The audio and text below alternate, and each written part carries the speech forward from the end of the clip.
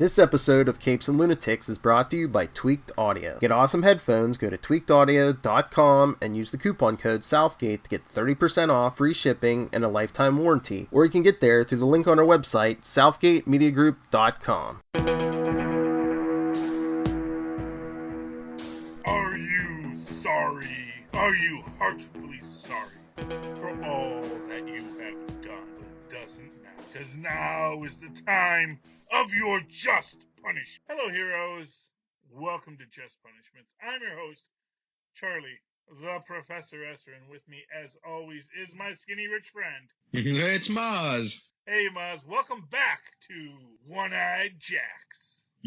Punisher, Season 2, Episode 5. It's not a trap if you know it's coming. That's Frank's philosophy. Madani opens up and Pilgrim plans a visit to an unholy land. Our director this week is Stacy Passon. Jerry Conway and John Romita Sr. gets those Marvel credits. Let's see here. Ross Andrew also gets a nice little Marvel credit with all this. Steve Lightfoot gets us our created by. Dario Scartapane gets our written by.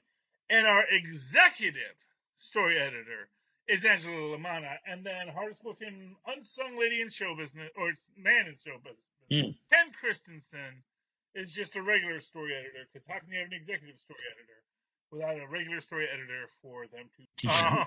Indeed. So this episode opens up with, what's her name now? Is it Rachel? Is it Annie? Amy. Amy, right. Amy is teaching the Punisher 3-card Monty. Right. And is basically saying, it is a scam. No, I'm not palming it. You're just not understanding that I am trying to fool you.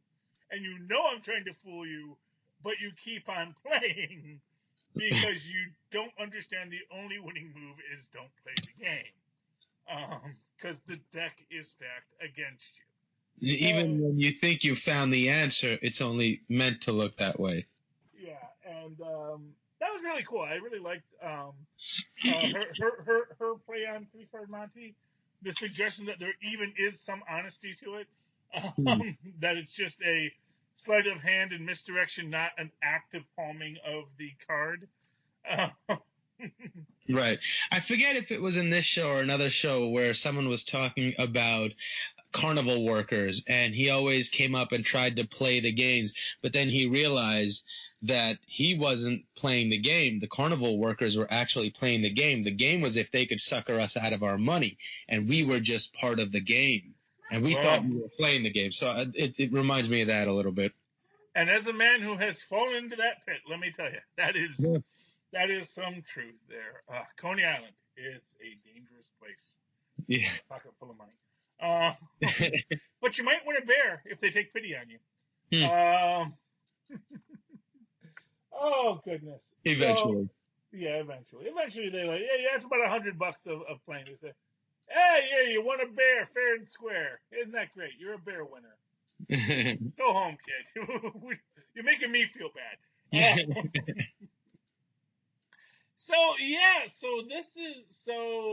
But this is, and I love this, because she really makes this point about how everyone knows it's a scam, yet people keep on playing it.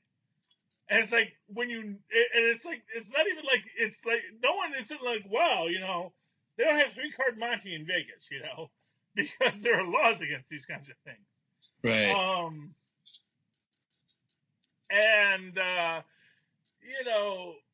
But people play it, and she makes that. I think it's a little sexist to say you never see women playing 3-card Monty.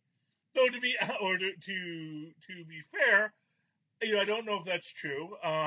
But honestly, I don't know the last time I actually saw a 3-card Monty game actually being played. I think I might have seen it twice in my life in the subway. Mm-hmm. Well, I remember when I went to New York in the 80s. I think I saw some 3-card Monty once or twice. I think Giuliani got rid of that stuff. I don't know if it still exists. Although maybe it exists out in other places far away from the reach of the Disney Corporation. Right. Right. But yeah, it is an interesting take, and a lot of this episode, I think, does deal with this idea of there being a stacked deck and everyone knowing it's a stacked deck, but that, no one is willing to stop playing because there's too much at stake for whatever it is that they're saying everything's at stake for. Yeah. It's like, as they say, if people walked away, probably stuff would go away. Yeah, I mean, some amount of nefarious activity has to go on for the world to function. And if you just let this be the one, I think everybody would probably get on with their life, and a lot less people would probably die in the future. Well, I mean, the truth of it is, it's not like the Punisher's stopping nefarious activity in this episode per se. It's really just that the Punisher is trying to get to the specific. He's trying to find out what the nefarious activity. He's trying to figure out who he really has to kill to get this all to stop. It's like, Right. okay, because it's like I'm killing this guy, I'm killing that guy. None of these are the right people to kill. I just want to kill one guy and go home. But does he, though? Because she makes an interesting point. He's like, it's like you've been waiting for this, and they keep hitting that point home. And it's interesting. In this episode, you get what's his name, the preacher man. Oh, Pilgrim, yeah. Pilgrim, like hitting himself with the whip. What do they call it? Self-flagellation? Flagellation, yeah. Right. So he's doing that, and in a way, he's doing it as penance. And in a way, Frank maybe is taking this as a weird warped way of seeing the world, where he views that as his penance or his punishment or his flagellation. Yeah, but what I gotta say about people who do the self-flagellation, I think they like it more than they don't. You know what I mean? Yeah. It's like when you make that as your choice of this is my ritual, it's like, well, that must be something you're kind of enjoying. Because I don't think people who really don't like the pain choose that as a method of dealing with their sin. Most certainly. Yeah. But it's I guess what they've done is taken something that is an expression of their being and molded it to the philosophy that they ascribe to. And in that way, in their penance, instead of saying a bunch of Hail Marys, they're like, that's not going to do it for how bad of a person I am. So I need something much more severe, or that's the way they interpret it. But, the same people that cut themselves are the same people that would do this. Well, it's exactly. just a different vernacular used to describe that feeling and that expression. Yeah, and the reality is, the reason they don't say the Hail Marys is because that would actually be painful for them. That would be difficult for them. It would be boring. And what wouldn't that be so horrible that you actually had to sit with your own thoughts and ask God to actually forgive you, and actually recite this prayer over and over, when I could just beat myself and feel like, well, now I'm good, Right. And I think that's a lot of what it is. I think that these guys, in the Punisher program, in their own ways, are. I think you're right that they are kind of looking for that visceral release.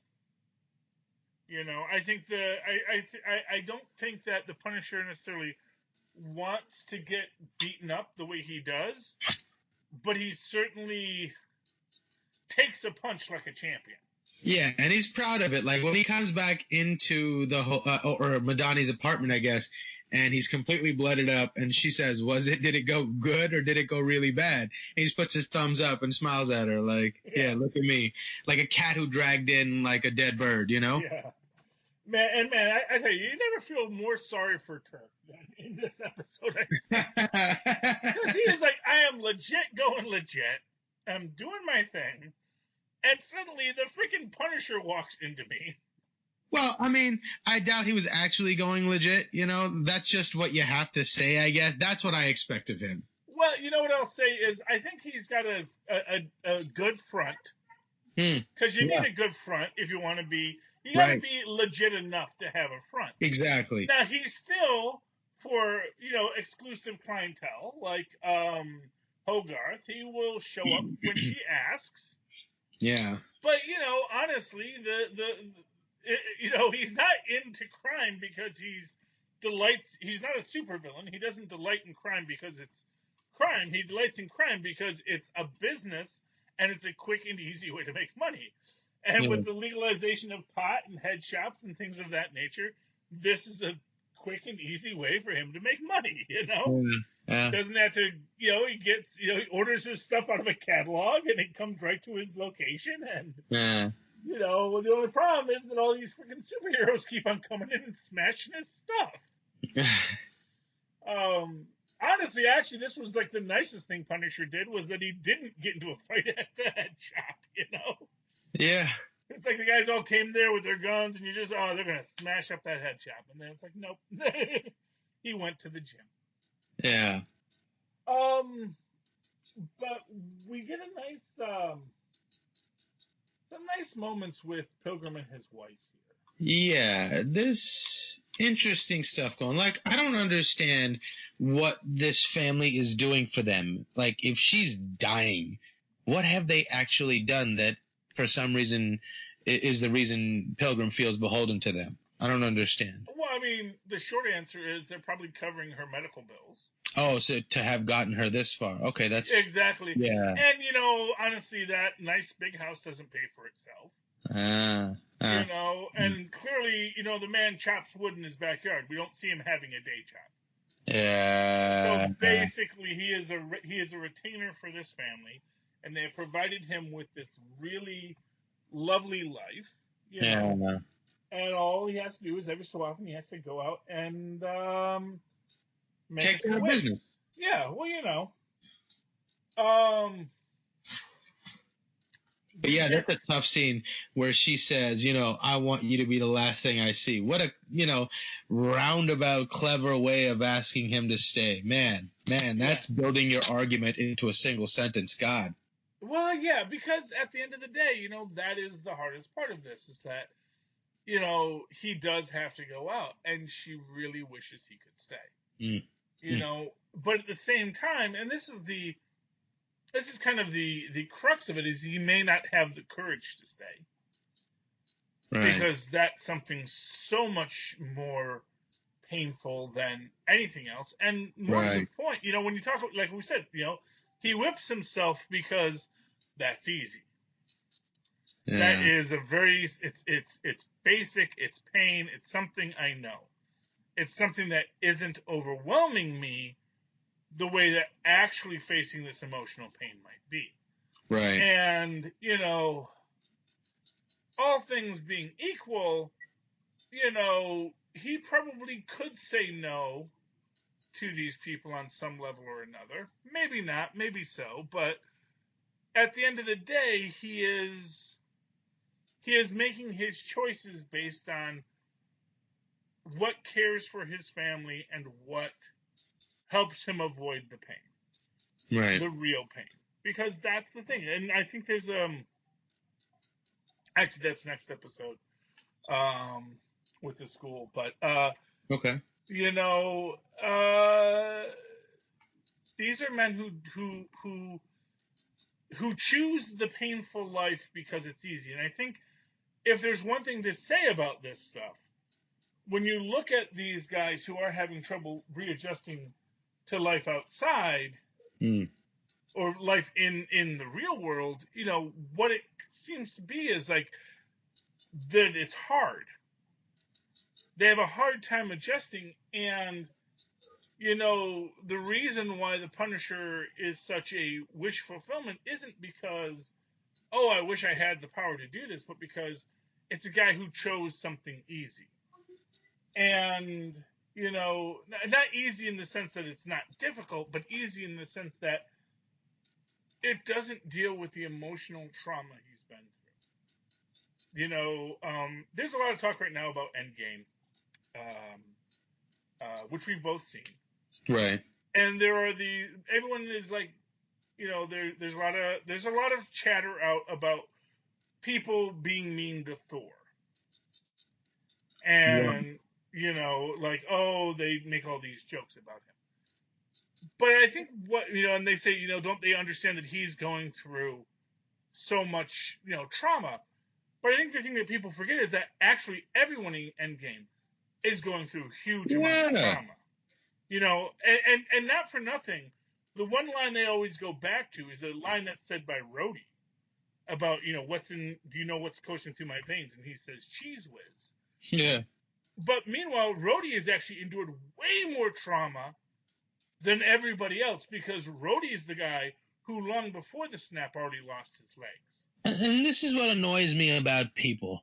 Mm-hmm. You think Thor, the god of thunder, is going to take to heart a simple comment? Do you think he cares? Do you think he gave it a second thought? All of a sudden, we're explicating it like it means something. It's a silly thing.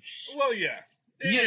And he was meant to deliver some points of humor when we really needed it.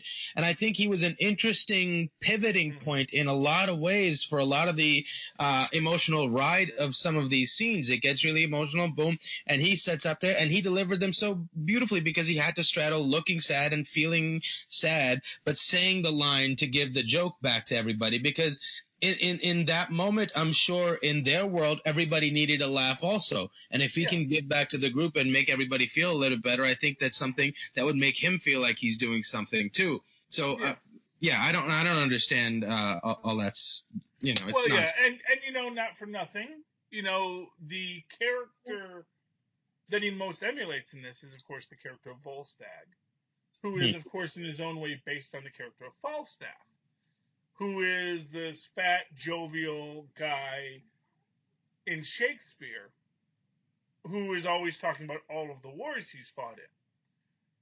But at the same time, that whole point is that, yes, he's fat and he's jovial because this is how he can deal with his trauma. Mm. And in that way, being the fat, jovial guy is the way.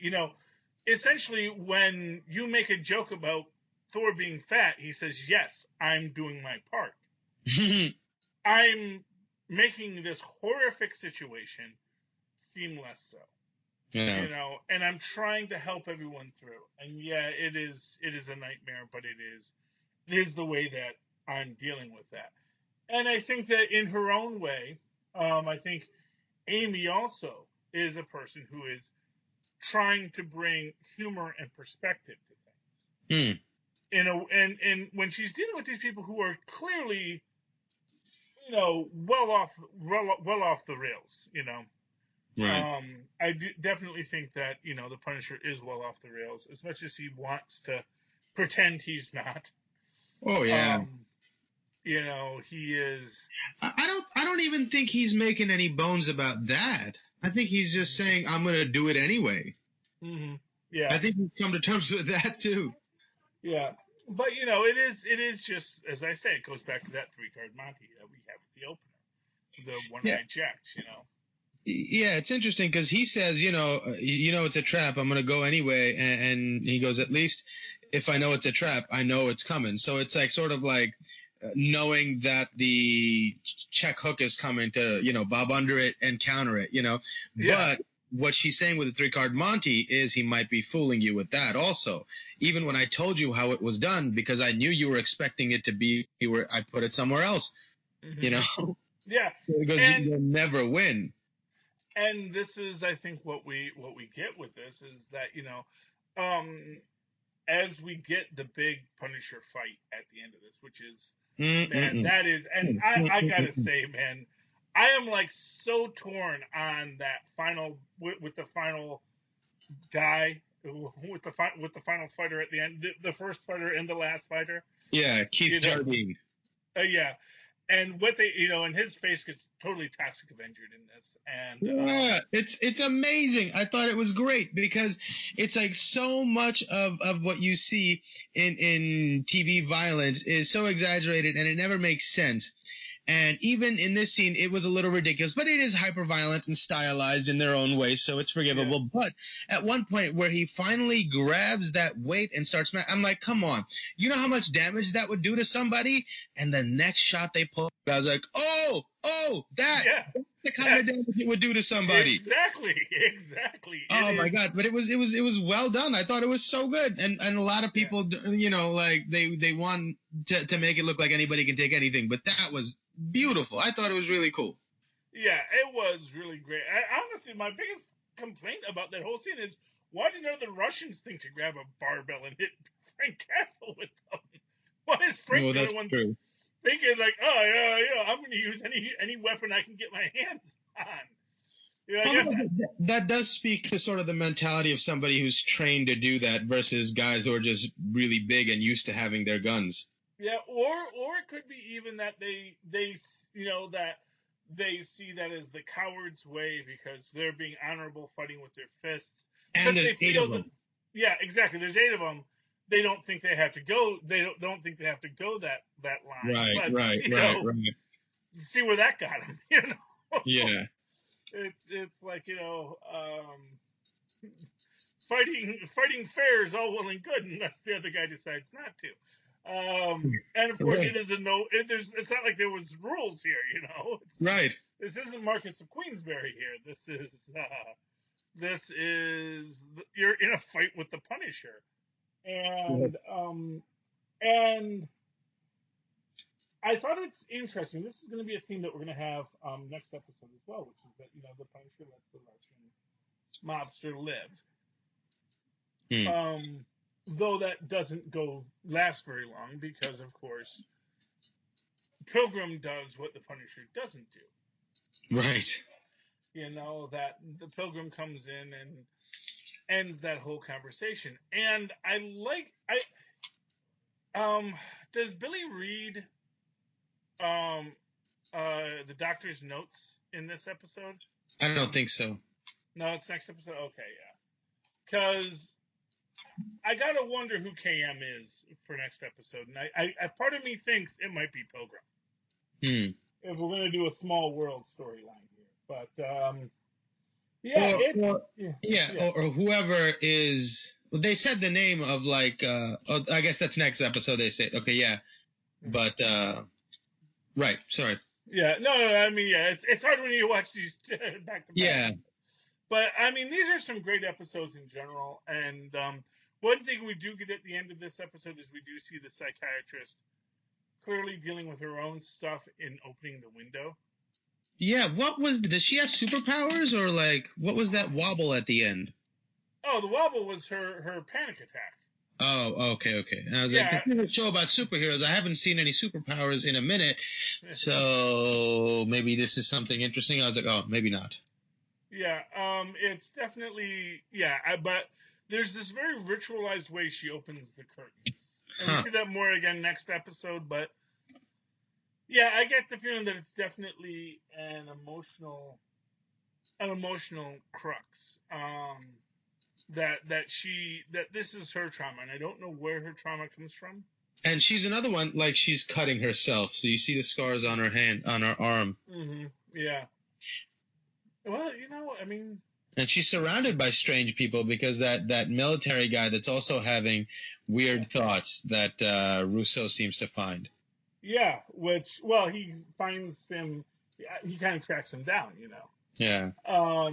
And although it's interesting because it's one of these things where you're never quite sure who's really the manipulator here. Is it that, Russo finds him and then manipulates him into something, or does Russo finding him have the guy also find Russo, and then the storyline expands from there? Then it's the other guy manipulating Russo as much as Russo manipulates anyone. So.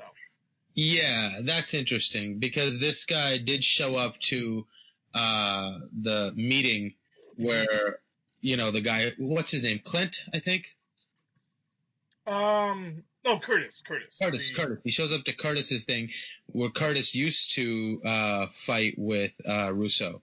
So he might have been plotting from the get-go, but he's also there, and he's also at the same doctor that Russo's at. That is a very interesting point. Yeah, well, I mean, I don't know if it's that Machiavellian. I actually think it might just be that. Oh, fair enough. But there's a lot of little angles where he's intersecting, Well, what it is everyone's improvising, and at the end of the day, though, but the idea is that you're somehow inclined to think of Russo as the master manipulator. But I think, as Madani kind of says in this, he's exactly what he presented himself to be, a completely broken man. and a highly dangerous broken man, but just Yeah. not the guy not the threat she thought he was, just a completely different threat. Yeah. Yeah, but that is this episode. We get a lot more interesting stuff next episode, with the oligarch and all that kind of stuff. And Right. The one thing I thought was really great and worth mentioning is this scene where Russo wakes up at first in the psychiatrist's house, and the way she talks him down, it's so well done. And he plays that scene so well, where he's constantly thinking about like escaping and settling down, and getting defensive and attacking, and all those emotions are sort of like found individually and played individually, and I thought that was a really, really great scene. Beautiful piece of acting by the guy who plays Russo. Yeah, and not for nothing. I mean, we get throughout this, moments of Russo, being okay until he gets triggered. Right. And like when he's in the bar and he looks at the mirror and he sees the flash, and it's just all takes him right back. Yeah. And which leads me to think that he genuinely is lost in his mind. Oh, he 100% is lost in his mind. He is not all there. There's that is the crux of that biscuit. He is not. He is not well. Mr. Blackwell, he is not well. It's crazy. What a crazy character, but he makes you sort of empathize with him in some ways. Like I feel bad for him. Well, of course, Well, anybody that as he says to his doctor, you've got trauma too. The difference is you actually remember what your trauma. Yeah, that's a. Which is like in its own way. Thought. Yeah, and then I love what Curtis says about Russo, which was that it wasn't the war that screwed up Russo; it was greed. That when he got back, that's when things went nuts. It wasn't the war. The war was where he was fine, And the same thing with Pilgrim, right? Well, we don't know what Pilgrim's story is yet. I don't know. We know there's something. Like I said, he's got the tattoos that he's trying to remove. And he certainly has been to New York, because that's the idea, is that he is from New York. And I definitely see that sort of energy from him now that we're talking about Russo, and you mentioned that about Frank and all these guys that come back from war and they don't know how to deal with it, and they end up enlisting into situations out of greed or out of escapism, or out of that's the only way they know how to be, and they get caught up in the whirlwind of this sort of life. And maybe that's why he's on a retainer there, where that's all he can be. Yeah. Well, it's, and in that way, it's like Russo. What did Russo do? Yeah. He came back and became a soldier of fortune, Like, how much choice did he really have, like, percentages-wise? Well, honestly, he probably had lots of choices, but he made the choice to do what was the easy money, just like Turk. Right. The difference is that Turk knows when not to play 3-card Monty. Turk knows when to walk away and say, what, this ain't worth it. This, Turk was in the war? No. Oh. Turk takes the easy way. Gotcha. And when legitimate business suddenly became more viable than illegitimate business, he chose legitimate business, because it was an easier, faster way to make money. So that's the thing. It's the easy way isn't always necessarily the bad way. It's just the way that you're working through it. Right. Anyway, any final thoughts on tonight's episode, Mozz? No, just I love the fight sequence again. I thought that was really, really fun. Honestly, they always give you a good fight sequence in this. I did want to say I thought Madani at the group session was really good. Oh, yes, indeed. That was a real highlight too. Yeah, because and again shows this fact that and as his doctor tells him, you don't have a monopoly on trauma. Yeah. And just because you're a vet doesn't mean you're the only person that had trauma. There were a lot of people at the same place you were who didn't wear green, who also had to go through this trauma, and you can even extrapolate that back to just, some guy whose country that was, like. Right. Or or her having to deal with her partner getting shot out there. Exactly. Well, that's what I mean. That was a guy he was just fighting for his country. Right. But he wasn't a soldier. He wasn't anybody special. But he was a guy who's trying to do the right thing. Yeah. And gets ground up in the gears. Yeah. Just gets thrown in a hole. And that is the point. If there is to be a point, that you you have to deal with this stuff. And sometimes I think people want to insulate themselves and say, look how special I am because of the trauma I've endured. But at the end of the day, it's like, no, it's not special. Your trauma isn't special. Lots of people had trauma, and don't think you're better than someone just because you had trauma. What you need to do is try to find a way to live a better life. Right. Oh, but that's that theory. Okay. Boom. Yes. So, Mozz, in the meantime, if people would like to talk to you about trauma, about, superheroes, or just the things everyone's going through, how can they find you? Oh, they can email me at mozzmanzor@gmail.com or find me on Facebook under Mozz Manzor. That's MOZZMANZOOR. And, of course, you can always write to me in an old-fashioned email way the way our Mozz and Poz ones did at superconnectivityblog@gmail.com. That's superconnectivityblog, all one word, at gmail.com. Of course, follow me on the Twitters. I live tweet Agents of S.H.I.E.L.D. coming back, and Cloak and Dagger, and all sorts of other things at Charlie Esser. That's CharlieEsser. Look for the 2 E's in the middle. Bing! For quality. Dear listeners, you are absolved of your sin. Go in peace and sin no more. But you will. And when you do, return for your just punishments. Good night.